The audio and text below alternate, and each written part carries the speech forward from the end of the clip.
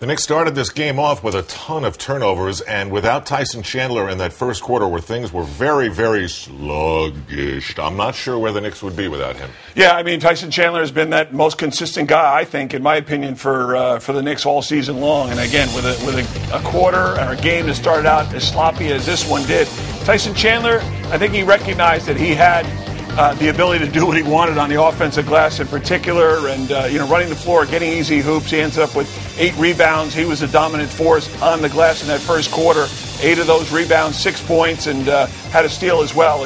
They just kept going to him, and really Detroit had no one to match up against him. The Knicks were just too big and too powerful on the inside. A first half double-double. Then the Knicks used some defense to have a big run in the second quarter to put themselves in the position where they were at halftime. Well, that's what it's been. And actually, when you go back to the game in Toronto, the defense was pretty good in that game. Held Toronto to 39 points. Obviously held the Detroit to under 40 points as well. And so, they've been doing with the defense. It's the offense where they've been struggling. Amari got it going again. I mean, this was a game I think he punched the time clock, brought his hard hat, and really went to work.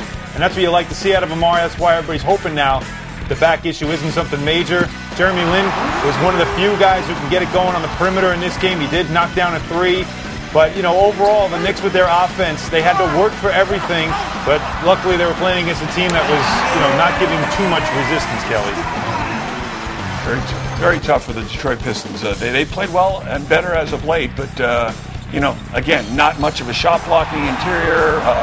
Don't have the big players that consistently get on the glass. The Knicks took advantage. They finally found a hole in the other team to take advantage of, and they kept going back to it. Well, you won't see many games where a team gets out-rebounded 54-30. And they were actually, they doubled them up for most of the game. It was 51-25 at one point. 18 on the offensive glass to just 8. So, I mean, it's 10 more opportunities to score. And Detroit actually isn't a terrible team. They don't give up a lot of rebounds. I think they're like in the top 5 in the NBA in opponent rebounding, meaning that they don't give up a lot of rebounding, not top 5 in giving up, but more or less holding a team from averaging more than, I think, 10 offensive rebounds a game or something like that. It's fascinating watching Carmelo Anthony try and work the shooting thing out. He started in the first half 1 for 7, but to finish 5 for 12 is not bad. He figured some things out, like take the ball to the basket. Well, I mean, the old adage, you're a shooter, you got to keep shooting. And it does get frustrating, it does get in your head, and certainly it's gotten into Carmelo's head. We don't know anything about how he's feeling or what the physical problems are, but mentally,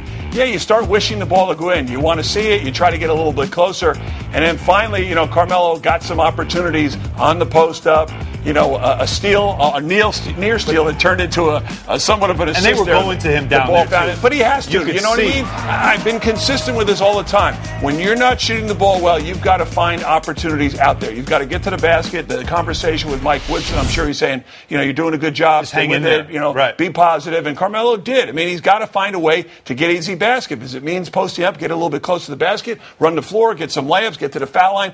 Do whatever you can in order to see that ball go in the basket as many times as possible. All starts to come back to you. Now, Kelly, you've gone through this as a player, I'm sure, where you've had those moments. And when you can get to the foul line, when you can kind of get to the basket and get a sweat going, without a doubt, easy baskets, get a layup or two. He talked about rhythm, that he had to find his rhythm.